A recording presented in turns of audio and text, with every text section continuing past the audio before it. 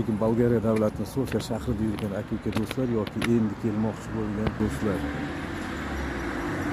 Migratsiya xizmatini manzilini hamda ozroq ma'lumot berib o'tmoqchiman.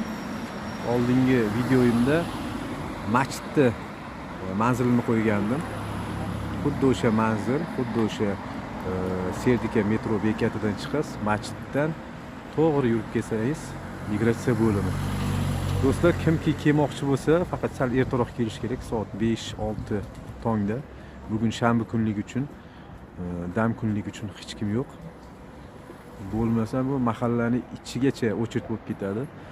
Sal kechiksangiz bir kun kuningizni yo'qotib qo'yishingiz mumkin. Sal erta kelsangiz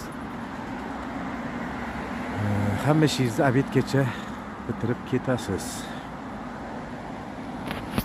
Ma'lumot foydali bo'lgan bo'lsa obuna bo'ling, saqlab qo'ying.